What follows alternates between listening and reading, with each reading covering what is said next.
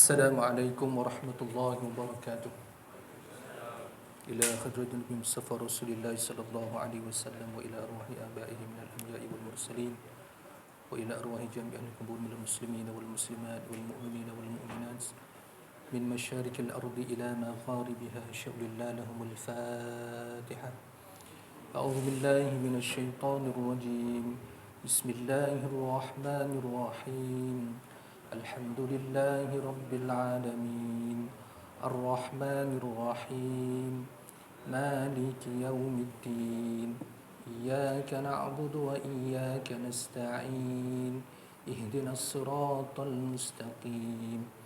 Siratal ladzina an'amta 'alaihim ghairil maghdubi 'alaihim waladdallin. Amin. A'udzu billahi as-sami'il 'alim minasy syaithanir rajim. Bismillahirrahmanirrahim. Alhamdulillahi rabbil alamin. Wassalatu wassalamu ala asyrafil anbiya'i wal mursalin wa ala alihi wa ashabihi ajma'in. Qala rabbi shrah li sadri wa yassir li amri wahlul 'uqdatam min lisani yafqahu qawli. Subhanaka la ilma lana illa ma 'allamtana innaka antal alimul hakim. Rabbi yassir wa la tu'assir wa la hawla wa la quwwata illa billahil aliyyil azim. Allahumma la sahla illa ma ja'altahu sahla wa anta taj'alul hazana was-sa'ba idha syi'ta radhi sahla. Allahumma iftah 'alaina hikmataka wa anshur 'alaina rahmataka wa dhakkirna ma nusina ya dzal jalali wal ikram. Allahumma akhrijna min dhulumati wahmi waftah 'alaina ma'rifatil ilmi وسهل لنا أبواب فضلك وأتمم لنا نورنا يا أرحم الراحمين. اللهم آمين اللهم آمين. Yang dihormati Tuan Imam Ahli Jawatan Kuasa Masjid, seterusnya ustazah, tuan-tuan guru, puan-puan guru, sidang jemaah yang dikasihi sekalian. Alhamdulillah, marilah sama-sama kita rafakkan kesyukuran kepada Allah Subhanahu wa taala. Dengan keizinan daripada Allah SWT, kita dipertemukan pada malam ini. Marilah sama-sama kita panjangkan selawat dan syukur kepada Nabi SAW dan syukur kepada Allah SWT kerana Allah memilih kita menjadi sebahagian daripada hamba-Nya yang sama-sama dapat meluangkan sedikit masa untuk menekuni ilmunya di atas muka bumi ini. Tuan-tuan, puan-puan yang mata Allah sekalian, apa khabar semua? Alhamdulillah. Tengok ceria malam ni. Alhamdulillah.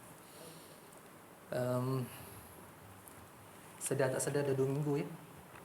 Dah 2 minggu dah Rejab Sekejap kan Rejab, 2 minggu dah. Jumpa sekali lagi esok dah masuk hujung Syakban dah tuan-tuan. Dah hujung Rejab dah masuk Syakban. Kemudian pertengahan Syakban, hujung Syakban, Ramadan. Allahu Akbar. Sekejap masa berlalu. Kan dalam kita membilang hari ini, kita kalau kita tidak sedar, kita akan ditinggalkan. Masa begitu cepat berlalu, cepat sangat berlalu. Kan saya jumpa tuan-tuan hari itu awal Rejab, kemudian jumpa balik semula dah pertengahan Rejab dah. Allah, sekejap kan. Lepas tu hujung Rejab dan kita masuk ke Syakban. Belum terlambat tuan-tuan dan puan-puan, sebagaimana saya sebut tuan-tuan dan puan saya nak ulang balik semula, inilah masa yang paling sesuai untuk kita praktis. Tapi saya rasa untuk umur-umur macam kita ni tuan-tuan puan dah tak berapa sukar untuk kita praktis kerana kita dah lama dah buat. Kalau puasanya telah lama kita buat, cuma kadang-kadang tu ialah kan, kalau tidak juga diulang ataupun ditekuni satu persatu, mungkin ada 1-2 benda nanti yang kita akan terlupa. Kan, terutamanya yang berkaitan dengan perkara-perkara yang boleh membatalkan puasa. Jadi eloklah bermula daripada bulan Rejab ini kita melatih diri kita, kan, memberitahu kepada anak cucu kita untuk berlatih berpuasa. Tahan-tahan diri daripada makan. Bukannya makin banyak makan. Kan nanti dia akan terbabas nanti bila masuk bulan Ramadan, insya-Allah. Tuan-tuan dan puan-puan yang dirahmati Allah sekalian, malam ni insya-Allah kita akan sambung bacaan kita dalam kitab Asas Aqidah. Sampai mana tuan-tuan? Ingat tak? Muka surat 43. Oh, laju. Alhamdulillah. Ustaz Rosli ni alhamdulillah dia cepat sikit daripada saya. Oh laju tu. 43 sampai hakikat sifat salbiyah. Betul ni? Okey. Alhamdulillah, insya-Allah kita akan sambung tuan-tuan dan puan-puan setelah kita membaca.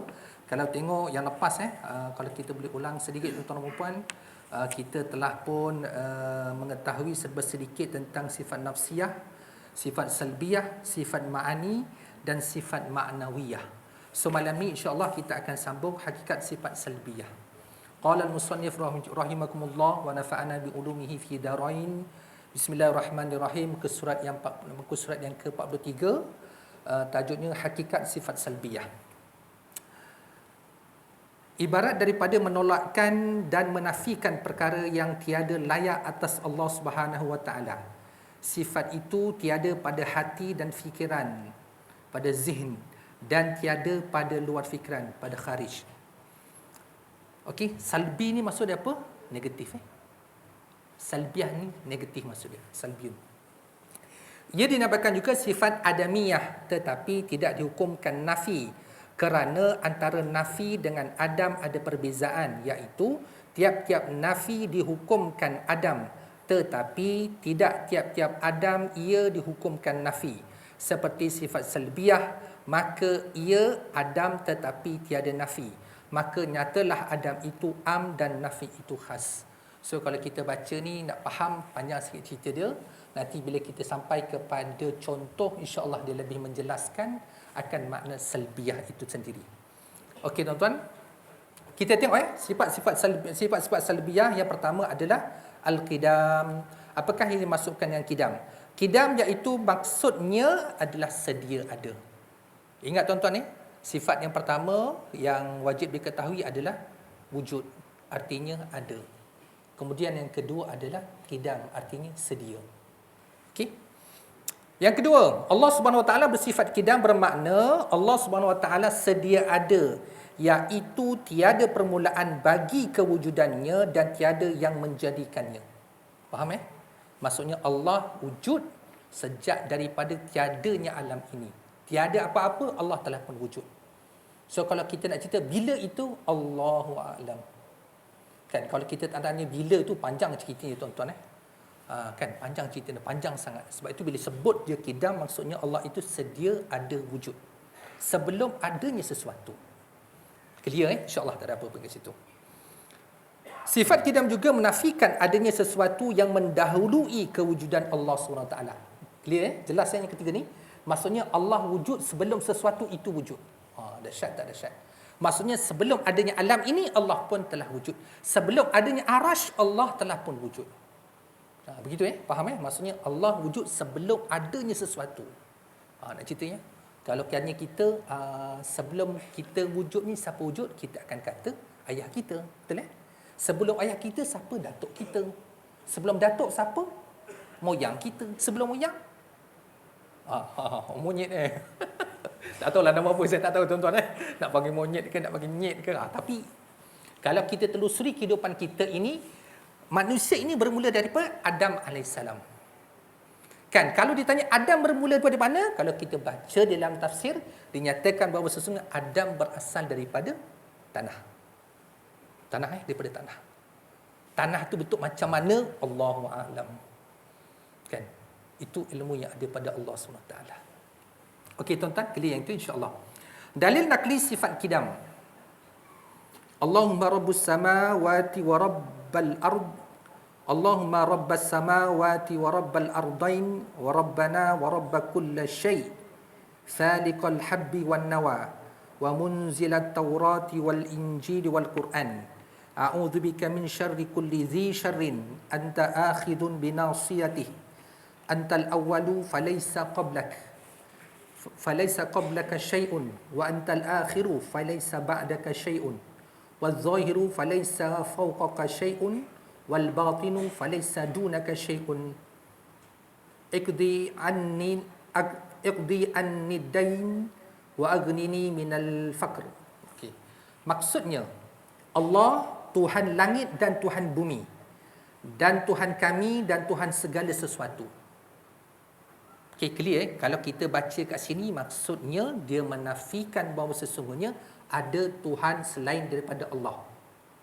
Faham tuan-tuan? Ada Tuhan selain daripada Allah. Dia menafikan ada Tuhan selain daripada Allah. So kalau nak cerita, ada agama yang percaya kepada 3 Tuhan. Contohnya yang paling dekat agama apa tuan-tuan? Taslis agama Kristian. Agama Kristian percaya kepada 3 Tuhan. Dia ada Tuhan bapa, dia ada Tuhan emak Adam, Tuhan bapa Allah, Tuhan emak Maryam dan Tuhan anak Isa. Itu yang dipercayai oleh Kristian yang percaya kepada Tuhan yang 3. Okey. Kemudian kalau kita tengok Hindu, kan percaya kepada berbilang-bilang Tuhan. Berapa banyak Tuhan dia tuan-tuan dan puan? Semalam mereka baru saja merayakan perayaan mereka kan. Kalau tengok semalam kan, Allahu Akbar, saya dengar dalam berita kan, dikhabarkan Batu Kif dilimpahi dengan sejumlah penganut agama Hindu yang datang melebihi 2 juta orang. Oh subhanallah. Macam mana boleh banyak tuan-tuan? Dia tak berkumpul macam kita lah kan. Kalau kita, siapa yang pernah pergi haji tuan-tuan dapat gambaran sedikit kan. Bila wukuf di Padang Arafah, jumlahnya bercecah sehingga 2 ke 3 juta orang. Tapi uniknya orang Islam ni, bila dia berkumpul, dia tunggu sehingga zawal, betul tak? Sehingga gelincir matahari baru dia akan bergerak daripada Arafah pergi ke Muzdalifah. Kan dia akan bergerak ke Muzdalifah tu kan. Kemudian baru pergi ke Mina kan untuk melontar. Kan dia bergerak selepas terbenam matahari barulah mereka akan bergerak. Ketika mereka berkumpul banyak mana tuan-tuan dan puan-puan? Itulah gambaran pada hari kiamat nanti bila mahsyar adalah tempat berkumpulnya seluruh umat manusia. Sekarang ni kita tengok 2 juta, 3 juta orang pun dah macam padat sangat Bayangkan kalau hari kiamat nanti macam manalah rupanya tuan-tuan dan puan-puan. Dahsyat tak dahsyat Memang dahsyat sungguhlah. Dan gambaran ini kalau kita lihat semalam itu yang ada di Batu Kif nanti balik boleh tengok YouTube Batu Kif. Banyak mana orang sebenarnya? Itu yang ada di Batu Kif. Kalau tengok selain daripada mereka melakukan juga ibadah di Batu Kif, mereka juga melakukan ibadah yang sama dekat mana tuan-tuan dan puan? Dekat India. Dekat mana? Dekat Sungai Ganges kan. Kan penuh kat sana tuan-tuan dan puan. Betul. Kat mana lagi tepatnya? Dekat Bali. Saya dulu tuan-tuan dan puan nak cerita ada seorang ketua jabatan. Ketua jabatan saya ni memang cukup kuat beribadah. Tapi agamanya adalah Hindu. Kalau kami tanya puan, tahun ni tak pergi haji ke? Dia pun termenung sekejap, akan pergi haji. Tapi saya tukar. Tahun lepas saya dah pergi ke India, tahun ni pergi ke Bali pula. Dia ada 2-3 tempat rupanya untuk tunaikan haji dia. Itu pada kepercayaan mereka. So mereka akan berkumpul dan mereka akan buat ritual sebagaimana yang mereka fahami. Kerana apa? Kerana bagi mereka Tuhan mereka banyak. Kan? Ada Tuhan yang disembah semata-mata untuk berikan rezeki. Ada Tuhan yang disembah semata-mata untuk berikan anak. Ada Tuhan yang disembah kerana untuk cari jodoh. Dan kalau kita lihat agama Hindu, Tuhan dia memang beribu-ribu. Sebab itu kadang-kadang kita pelik kan kenapa kita jumpa dekat kuil dia ada pula Tuhan yang berkepala gajah. Kan? Betul Tuhan yang tangannya lebih daripada 2. 6, 8 kan kita tengok. Yang itu kita boleh nampak tuan-tuan dan puan. Betul Kita boleh nampak. Kalau kita lalu dekat kuil memang kita akan nampak tuan-tuan dan puan. Tetapi ini tidak ada dalam agama Islam kita. Kan Allah tidak digambarkan begitu. Kan ada tangan yang banyak. Allah ada tangan, ya Allah ada tangan. Macam mana tangan Allah? Allahu a'lam. Kalau kita gambarkan macam mana tangan Allah, maka Allah bersifat lemah. Macam gitulah tuan-tuan Kerana imajinasi kita bila kita sebut tangan mesti begini. Kan dalamnya ada tulang disalut dengan daging, ada otot, kemudian ada pula apa dia panggil? Urat-urat, kapilari darah dan sebagainya, betul tak? Kemudian ada kulit, ada riang-riang rongga, ada bulu-bulu kat tangan. Tengok pula keturunan apa. Kalau Bengali boleh tahanlah lebat ni macam mana, menakutkan, betul tuan-tuan dan puan. Kemudian bergerak-gerak jarinya ada 5, itu gambaran kita tengah tangan. Kan? Kalau kita ambil gambaran pula macam mana tangan gorila besar tuan-tuan betul Sama tak macam tangan kita? Apa kata sama? Maksudnya kita mempercayai teori Darwin. Manusia berasal daripada monyet. Kan? Adalah persamaan kan kalau kita tengok ada jari 5 kan, ada kanan dan kiri kan, tapi tidak sama dari sudut fungsi, tidak sama dari sudut bentuk. Betul Betul tuan-tuan Itu contoh.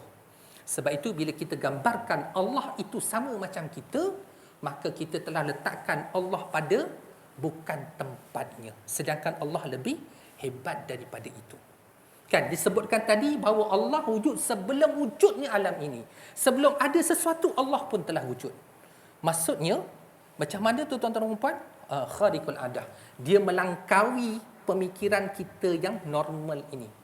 Kan? Cuma sebagai seorang Islam, kemudian kita berfahaman dan kita berpegang kepada ahli sunnah wal jamaah bila benda-benda yang bersifat dipanggil mutasyabihat, kan, ayat yang ada double meaning, triple meaning ini kita serahkan kepada alim ulama untuk menafsirkannya. Kan? Kalau tak dapat juga kita serahkan kepada Allah Subhanahu taala. Kan, kalau kita lihat dulu para sahabat Nabi SAW, bila jumpa je ayat-ayat yang begini, bila ditanya, dia akan jawab Allahu wa rasuluhu a'lam. Allah dan Rasulnya yang lebih tahu. Dan itu adalah akidah yang dipegang oleh salafus salih. Kan, maksud dia para sahabat Nabi SAW. Okey.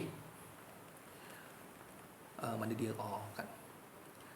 Allah Tuhan langit dan Tuhan bumi dan Tuhan kami dan Tuhan segala sesuatu. Pemisah biji-bijian dan kurma.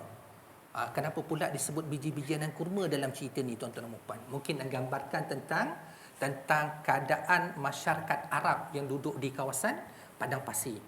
Kan kalau disebut pula padi, tak ada pada tempat mereka padi tuan-tuan dan puan. Kalau bijirin ni mereka nampak, bijirin tu mungkin dia ada bentuk gandum. Kurma memang menjadi makanan mereka tuan-tuan. Dan yang menurunkan Taurat, Injil dan Quran. Taurat, Injil dan Quran. Kan? Ketiga-tiga kitab ini adalah kitab samawi. Kan? Kitab yang diturunkan daripada langit. Kalau kita belajar dulu dekat sekolah, kan, kitab yang diturunkan dari langit ada 4. Dia ada Zabur, Taurat, Injil dan Al-Quran. Dan setiap satunya diturunkan kepada Nabi tertentu. Diberikan di dalamnya arahan untuk diajarkan kepada syariat, disebutkan syariat, arahan syariat untuk disampaikan ke umat masing-masing, kecuali Nabi Muhammad sallallahu alaihi wasallam. Bila timbul Quran, ajaran di dalam Al-Quran syariatnya untuk seluruh alam, termasuk haiwan, termasuk jin, termasuk pokok-pokok, binatang dan semuanya. Sebab itu kalau kita baca sejarah, kita akan jumpa kan beberapa episod Nabi SAW mengislamkan jin. Kan betul Sehingga kalau yang dah pernah pergi Mekah tu dia akan jumpa kan? Jumpa masjid jin. Kan? Jumpa masjid jin. Jangan pergi tuan-tuan cari jin tuan-tuan nak sebut ni. Jangan pergi cari jin. Nanti kapal terbang tak boleh terbang tuan-tuan. Dia ada cerita banyak tu kan, kalau kita baca Mastika dulu kan banyak cerita kan. Ambil batu kan, ambil batu kat tanah haram kan, lepas tu kapal terbang tak boleh fly, rupanya ambil batu di tanah haram. So jangan buat macam tu tuan-tuan jangan berniat pun untuk pergi situ cari jin tuan-tuan. Itu nak ceritanya. So Taurat, Injil dan Al-Quran. Aku berlindung kepadamu dari kejahatan, setiap kejahatan yang engkau pegang di umbun-umbun.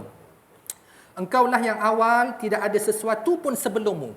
Okay, clear Allah yang awal, tiada sesuatu pun sebelum Allah SWT.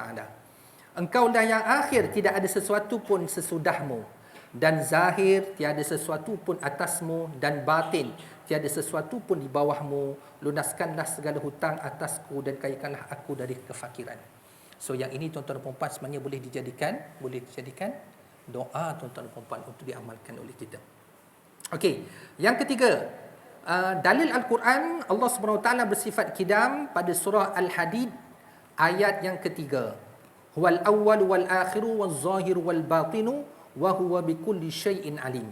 Maksudnya dialah yang awal dan dialah yang akhir dan yang zahir serta yang batin, dan dialah yang maha mengetahui akan tiap-tiap sesuatu. Sebab itu dalam kisah yang saya ceritakan kepada tuan-tuan dan puan hari itu kan, cerita pasal seorang anak murid ini yang diminta oleh guru dia menyembelih seekor ayam berbanding dengan 3 orang lagi, yang seorang ni tak dapat nak sembelih tuan-tuan dan puan. Kenapa? Kerana dia faham tiada tempat pun sebenarnya yang tidak ada orang nampak perbuatan itu. Kerana baginya Allah sentiasa nampak. Berbanding dengan 2 orang lain sahabatnya, pergi belakang pintu, tak ada orang nampak, dia sembelih. Yang seorang lagi masuk dalam bilik, tutup rapat, sembelih. Kan? Tapi bagi yang ketiga ini tak tak tahu nak pergi mana. Kenapa? Kerana baginya Allah sentiasa nampak. Tuan-tuan, Allah sentiasa nampak. Sebab itu adalah satu hadis disebutkan, kalau kita nak buat kejahatan, kan diberikan kepada kita 3 syarat. Okay. Apa syarat pertama, tuan-tuan dan puan? Pergilah di mana tempat yang orang tidak nampak. Carilah. Kemudian buatlah maksiat kat situ. Pergilah cari, tuan-tuan. Boleh jumpa tak? Tak jumpa kan? Memang tak ada pun, tuan-tuan dan puan. So maksud dia tak ada tempat untuk kita buat maksiat sebenarnya kepada Allah SWT. Okey? Dan ada 2 lagi, tuan-tuan dan puan, insya-Allah. Kita nak pergi kepada dalil akli pula. Kalau disebutkan kat sini, jikalau Allah SWT tidak bersifat kidam, nescaya dia baharu. Okey, tadi dalil nakli. Dalil nakli ini adalah dalil yang diturunkan daripada, sama ada diambil daripada hadis Nabi ataupun daripada Al-Quran. Kemudian dalil akli ini adalah dalil akal, dalil logik, tuan-tuan dan puan. Jikalau Allah SWT tidak bersifat kidam, nescaya dia bersifat baharu. Maksudnya kalau Allah itu tidak wujud sedia ada, maka dia wujud baru. Okey. Jika Allah SWT baharu, maka tentulah Allah SWT memerlukan pencipta lain untuk menjadikannya. Betul Kalau dia berharu, contohnya dah botol air ni, tuan-tuan dan puan. Dia bukan wujud sejak azali kan? Dia diciptakan.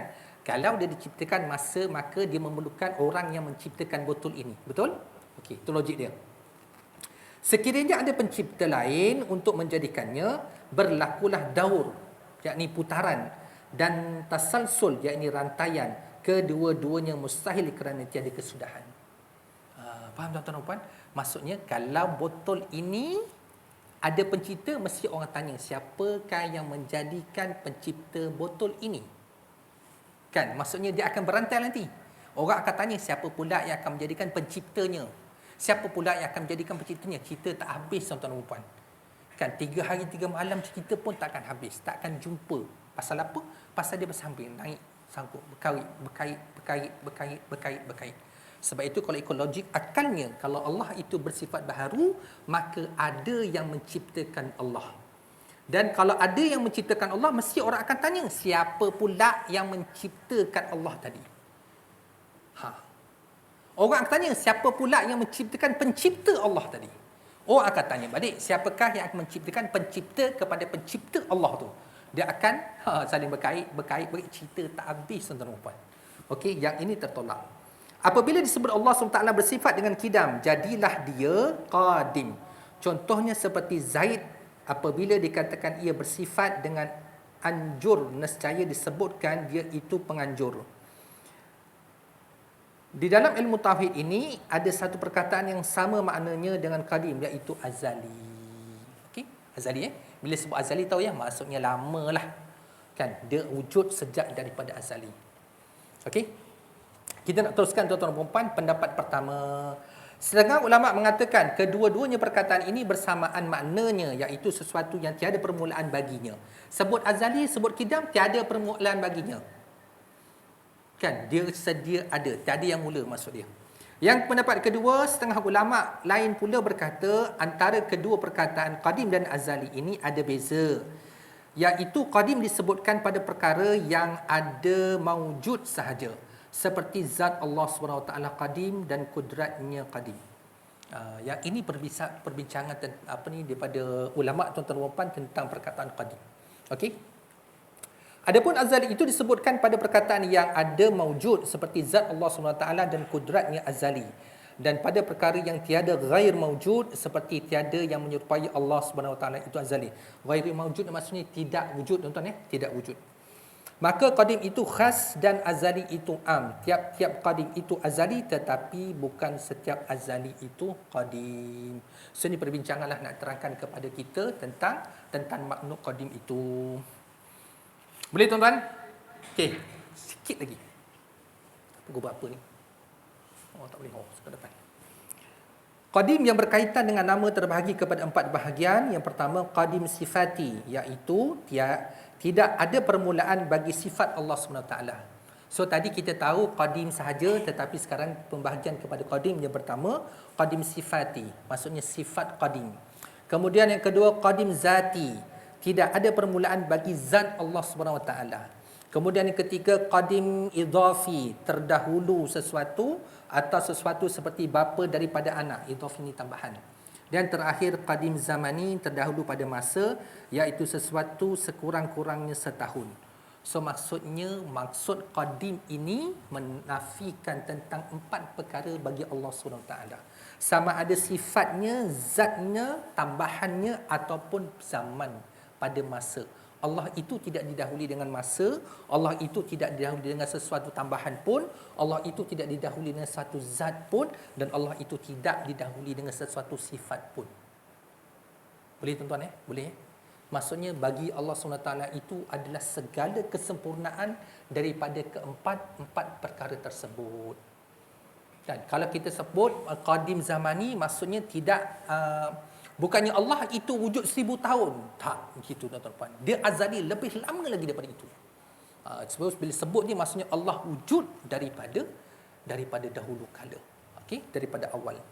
Maka qadim hakiki, iaitu qadim sifati dan qadim zati, tiada harus dikatakan kepada selain daripada Allah Subhanahu wa taala.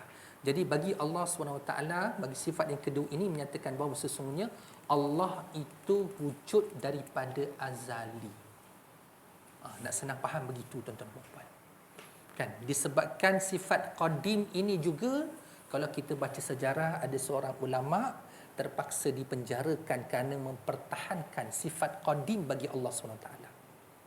Tuan-tuan kan, kalau kita baca sejarah Imam Ahmad bin Hanbal, kan, dia terpaksa dipenjarakan. Dia memaksa dirinya untuk dipenjarakan kerana mempertahankan sifat qadim Allah SWT.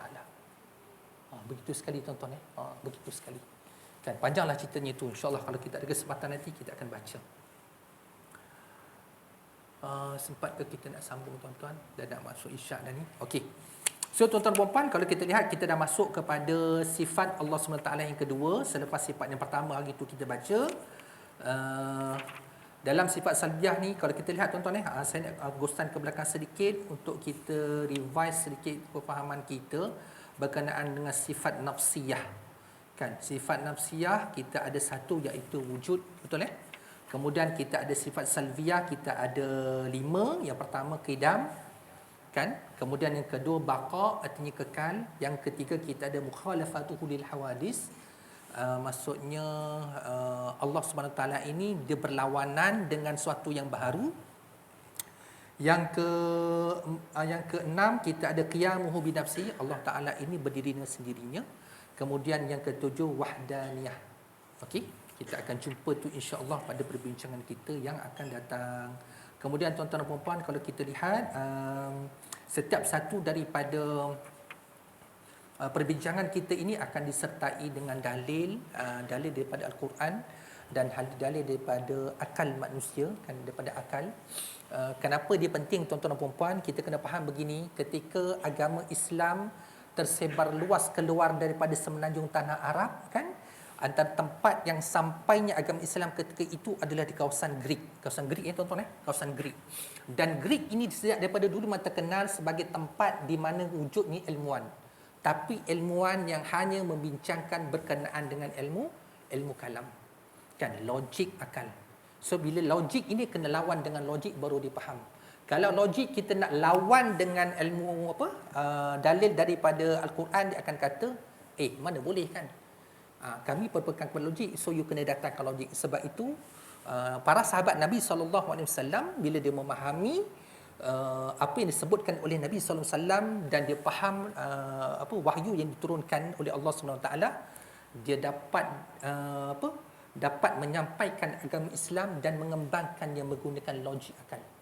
Ilmu ini tuan-tuan dan puan-puan, kalau dalam perbincangan kita di dalam ilmu Islam kita dipanggil ilmu mantik ilmu mantik menggunakan logik akal. Siapa yang pandai menggunakan ilmu mantik ni tuan-tuan dan puan memang dapat mempengaruhi orang. Sebab itu antara salah satu ilmu yang perlu dipelajari juga adalah ilmu mantik, dan orang yang menguasai ilmu mantik ni tuan-tuan dan puan, kalau dia berhujah menggunakan akal, dia akan menang. Dia berhujah dengan akal. So hebatnya Islam ini, bila Islam sampai ke Greek jumpa dengan ahli falsafah, so orang Islam juga ada yang mempunyai kefahaman tentang falsafah dan dia akan lawan balik semula tuan-tuan dan puan.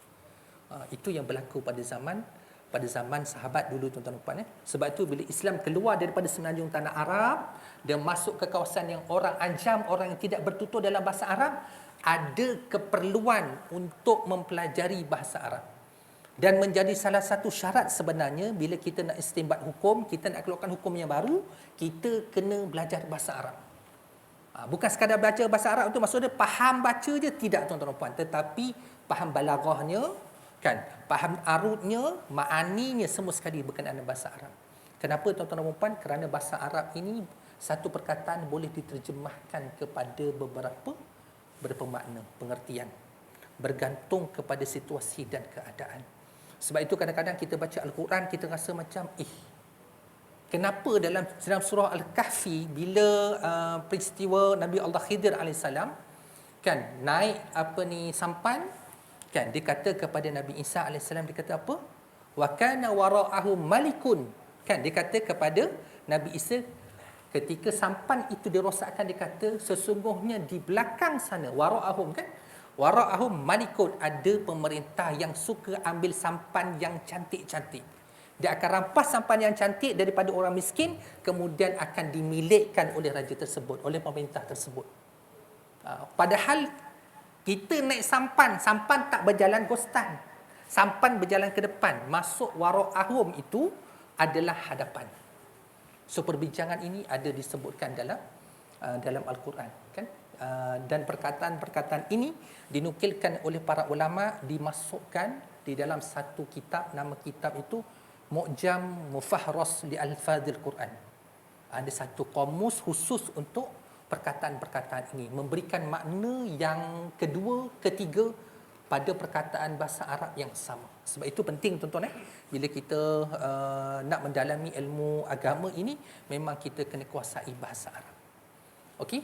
Sebab itu kalau kita baca balik semula, kita lihat Islam keluar daripada semenanjung Arab, dia akan jumpa yang pertama adalah orang Farsi, betul kemudian orang Rom, dia akan jumpa kerana itulah kuasa-kuasa besar yang ada di sekitar semenanjung tanah Arab.